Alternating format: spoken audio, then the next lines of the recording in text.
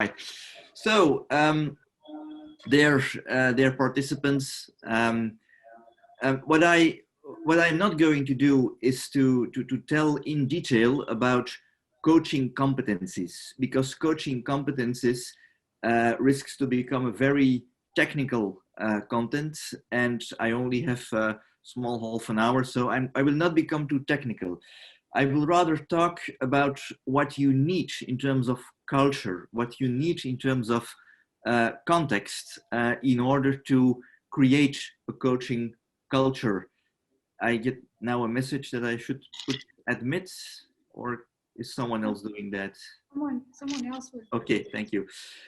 What I've seen here, certainly in the last 2 years, in the what I call the European world, and certainly also a part of the United States. I don't know if it is also applicable for you, but I assume parts of it.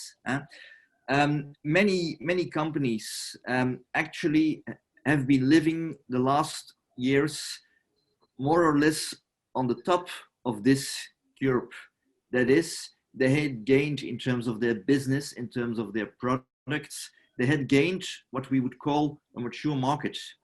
And then there comes a challenge that business leaders should be able and should be willing to shift their thinking, to shift their business model, to shift their leadership in order to get to this second curve.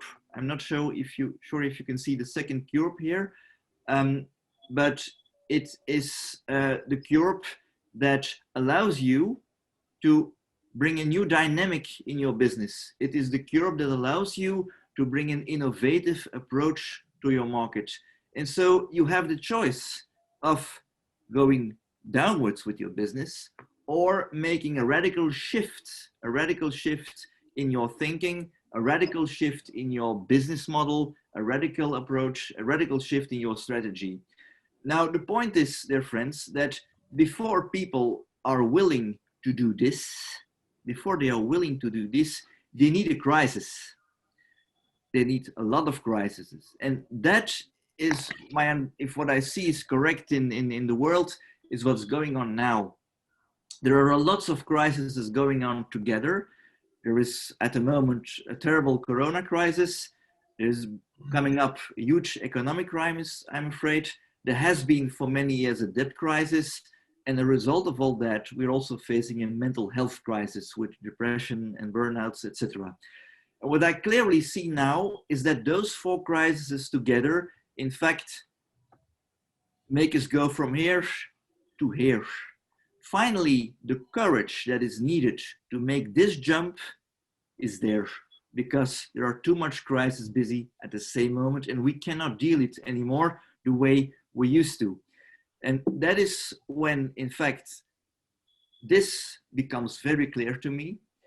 We're living at the moment in an area of time where investing in purpose-driven people, teams, and cultures is starting to overrule the traditional cost management. For decades of management and leadership, I've known in my career as a coach, but also in my career as HR director in a previous life, I've lived and worked in a very traditional cost management environment. As from the moment that results were going down, as for the moment that results were going badly, the first reflex was, "Oula, we should cut in our costs. Oula, we should cut in our staff. We should dramatically decrease our costs." And there again, we come in a moment, dear friends, that just cost cutting alone won't do the job anymore. Cost cutting alone won't guarantee more growth anymore. We need to make a switch and start investing, not just cutting costs, but investing in purpose-driven people, teams, and cultures. Now, I don't have a clue when or how this is going to be translated, but do I need to stop now for a moment or not? يعني هل حد حابب ان احنا نترجم باللغه العربيه اللي قاله مستر كارل ال5 دقائق السابقه، فنتوقف ونترجم اللي فات بالعربي، ولا يكمل وبعدين وكلنا هنبقى فاهمين؟ نسال الحضور بعد اذنكم.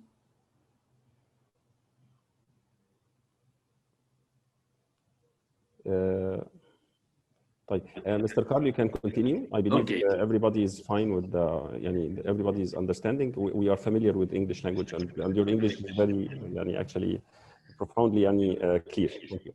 So no more need for translation then. Okay. So what do you need to do in order to make these shifts? Well, another thing that I clearly observe in the last years of observation experience is that there's a shift going on from traditional, what I call hierarchical approaches, hierarchical leadership, hierarchical management, into much more networking approach, much more teaming approach. So leaders are starting to consider their company not just as an hierarchy with here a CEO, here an executive committee, here a bunch of line managers, and here the employees on the floor or the labor workers on the floor. They are starting to look at their organization more and more as a network. And that, dear friends, is of course the condition in which coaching cultures can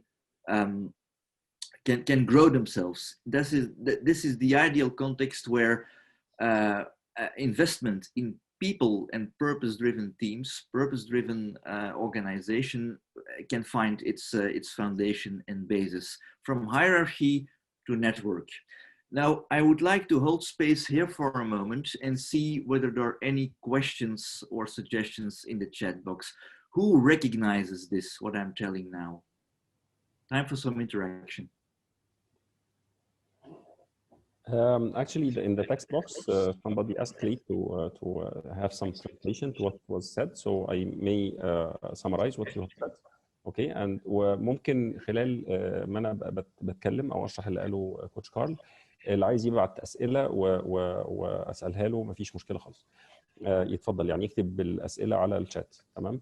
الكوتش كارل اتكلم الاول على المؤسسات ازاي كانت في قمه نضجها وكانت في اوقات كتير قوي كانت في خدت اللي هو الكيرف او المنحنى الصاعد، وهي في منحنى صعودها دوت حدث بشكل كبير مشكلات اقتصاديه، الكورونا، المشاكل في الديون، مشاكل في الماليه وكده. فبدا ان الشركات دي تفكر في طرق انها تنتج شيء جديد او حاجه جديده، اللي هي تعمل عمليه ديسربشن او تعمل عمليه تجديد. والتجديد دوت يخلق منحنى جديد بحيث ان يستمر الصعود في هذه الشركات او تستمر في النضج. وده كان السلايد الاولانيه او الشريحه الاولانيه.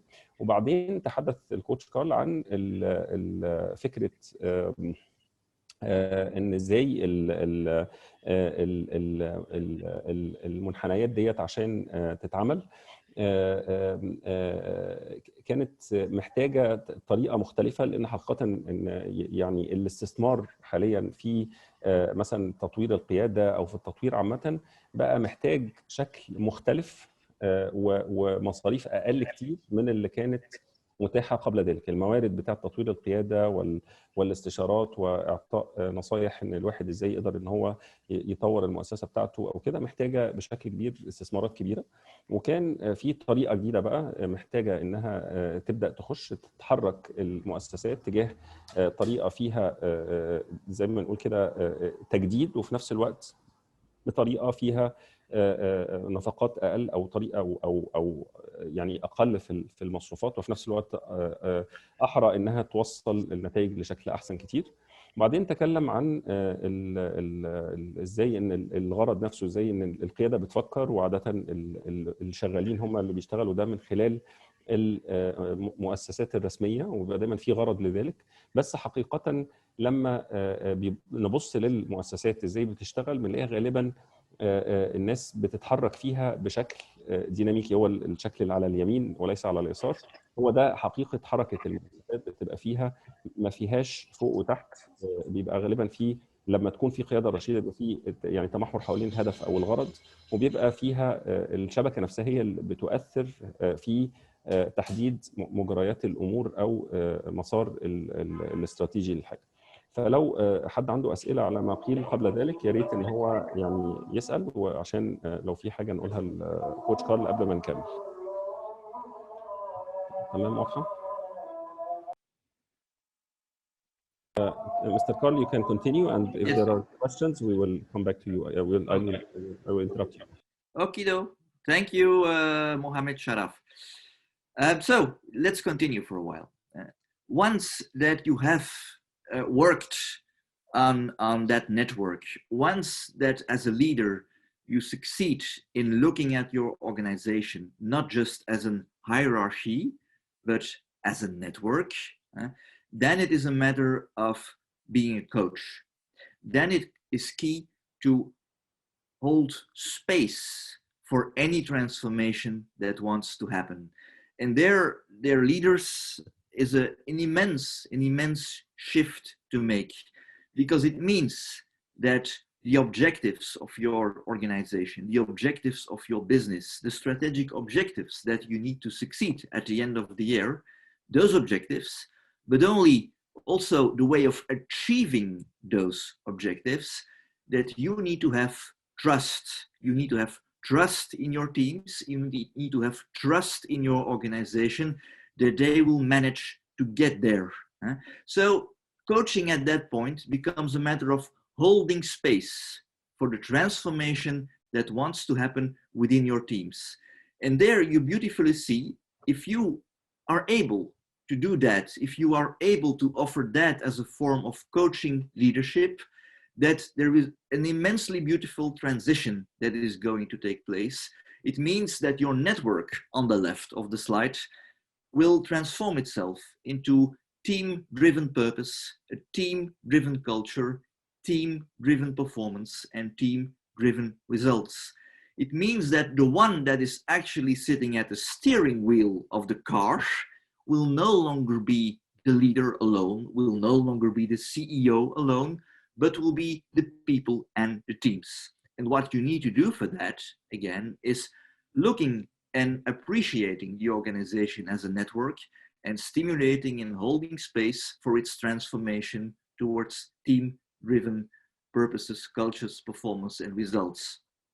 I believe that here,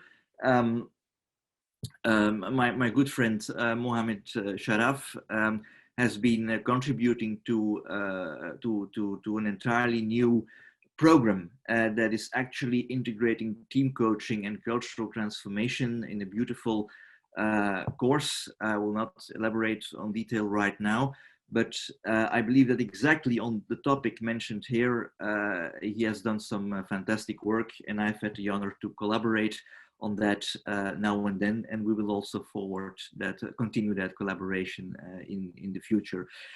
Now, the very challenging part, dear friends, about the transformation from here to here is in the next slide, and I'm really looking forward to have your feedback on that.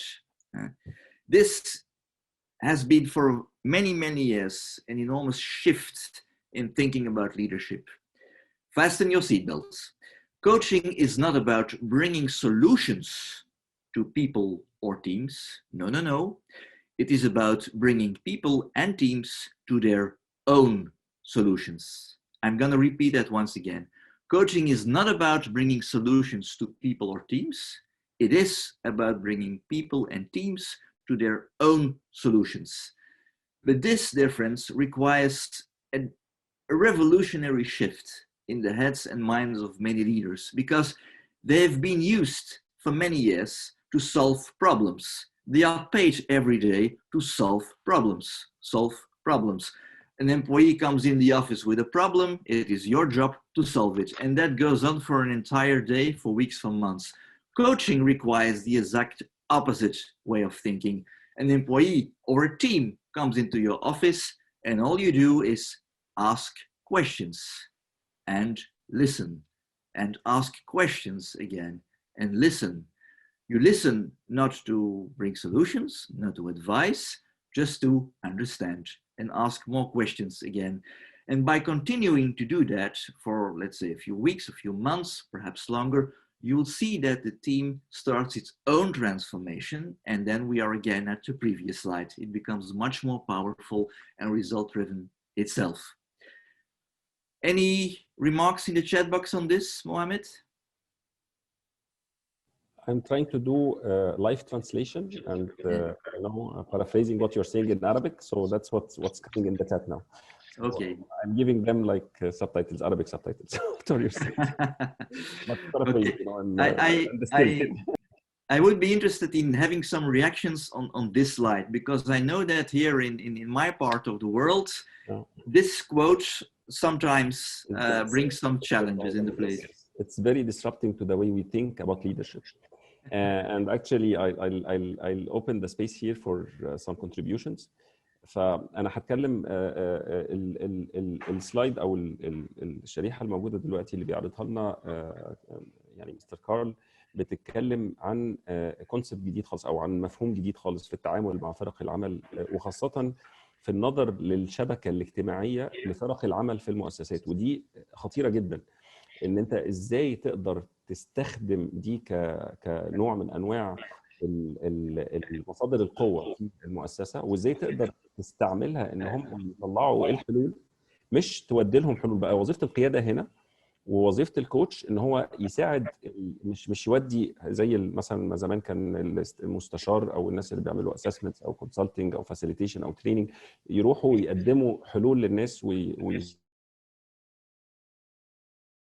بتوعهم. لا، هو احنا دلوقتي بالتيم كوتشنج والكالتشر ترانسفورميشن او بكوتشنج فرق العمل والتحول المؤسسي، الادوات اللي موجوده دلوقتي مع القياده هي انها تجيب الناس اللي هم عندهم تجيب الناس هي اللي تطلع الحلول اللي مناسبه للظروف اللي يمكن تكون فيها تشابه عالي جدا في المجتمع. وده الادوات الجديده في كوتشنج فرق العمل واداره الثقافه المؤسسيه وتحول الثقافه المؤسسيه. فيا ريت لو في اسئله يا ريت تساله دلوقتي، لانها هو محتاج يسمع منكم مداخلات. there are some interventions in English. Actually, I see most of the يعني nothing is written in Arabic except what I've already translated before, so you can read the difference between group and individual coaching. Okay, so you can answer these questions, please, Mr. Carl. Yeah. So. Yes, if I arrive in opening my chat box. Chat box, yes, more. This should be the chat box. Oh yes, I've opened my chat box and I'm reading some in English. Yes, thank you. I love the quote. Thank you very much. Any difference between group and individual coaching? Yes, there are differences between. It's a lot. Group and team coaching is a lot more about being connected with the energy of the group or team, and being present and being aware with the energy of the team, which is an entirely different dimension if you compare it with individual coaching. I see that there are quite some questions that really go in detail on the tools, techniques, and competencies for team coaching.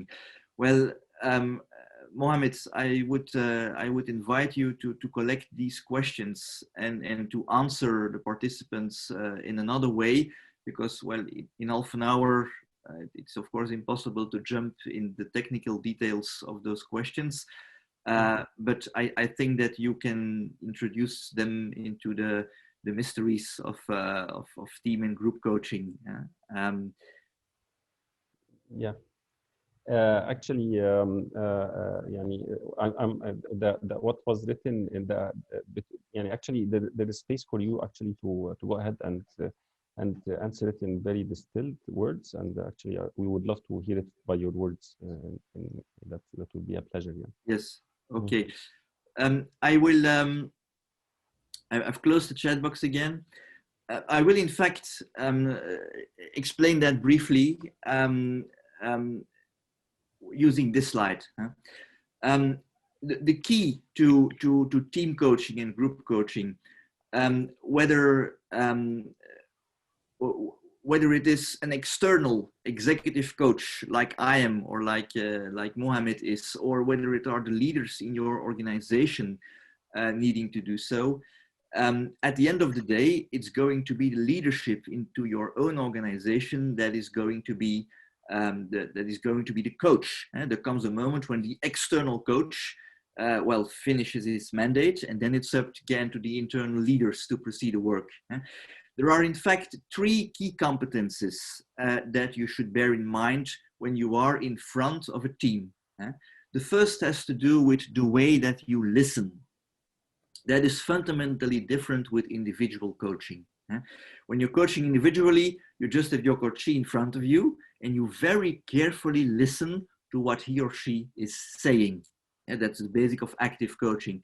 Now in a team, there is not one coachee. Well, no, there are 5 or 6 or 7 or 8 individuals. And if that isn't complicated enough already, they are together there as a team. So a lot of things are said, but also a lot of things are not said, but they are present.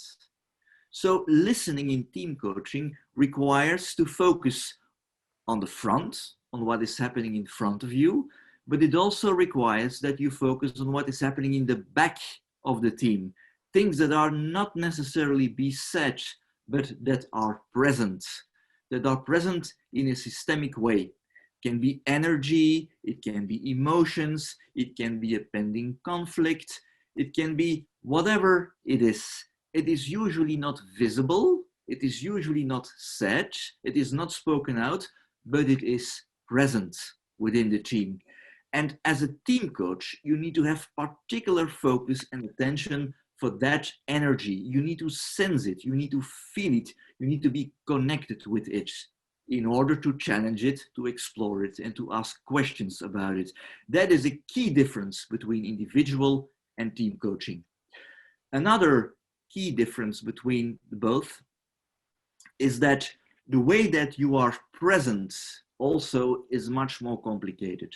One often says in individual coaching that you need to be present with an empty head, literally. When you are coaching, your head is empty. You do not know anything about the coaching. You ask questions as if it were the first time that you ask them, even though you have already asked them in earlier sessions. Your head is empty.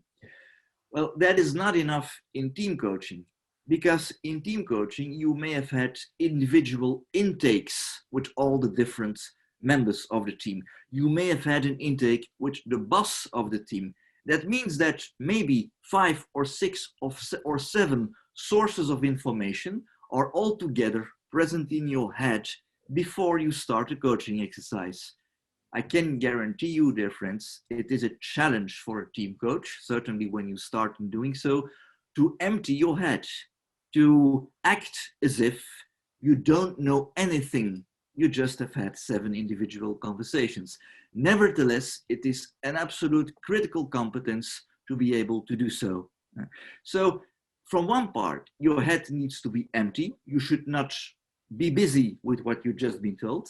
But from the other side, you should be able to use that information and to use that inspiration that you just got from 7 individual meetings. You should use that to ask appropriate questions. So that is a very, very difficult and let's say complex balance that you need to manage. Empty your head, knowing that it is full of useful information. The way I see it, those are the 2 most critical and key differences between individual and team coaching. A third one, which is more technical, the coaching contract, the coaching agreement that you close with your group is also more complicated. In individual coaching, you have a coaching contract where the objectives are written in a mandate, but in team coaching, well, the objectives of a team are not so easy to establish. It's little democracy you need to manage before you come to concrete objectives. That is a third key difference between team and individual coaching. Mohammed Sharaf, is that an answer to the question? Back to you. Actually, it's an excellent and elegant answer, and I learned a lot from the way you answered the question, and even how distilled you came with the 3 main competencies that you were talking about. Actually, we are there is some parts related to how to differentiate between the team and group coaching. Maybe in a few words,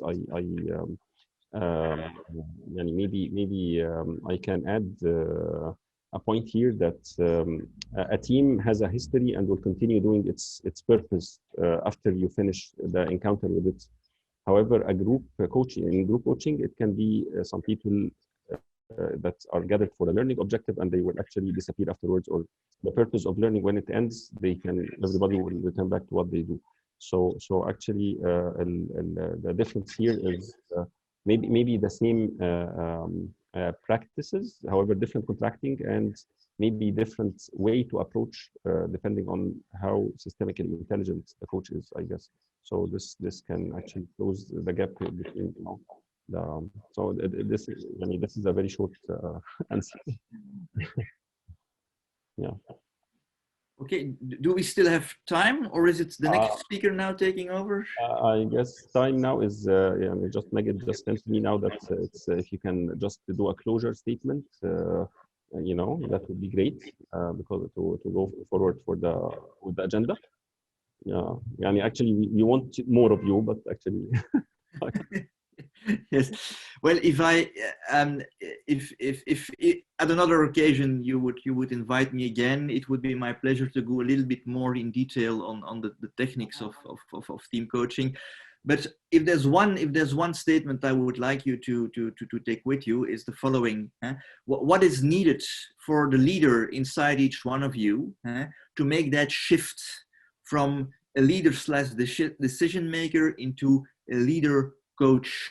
What competences inside of you do you think that need to be developed, and how hungry are you, how eager are you to do so? I believe that team coaching is the absolute future, the absolute area of the future of coaching as it is at this moment. I believe one of the only factors in which organizations can invest in order to stimulate their profits again in the positive way, as cost cutting alone won't do the job anymore.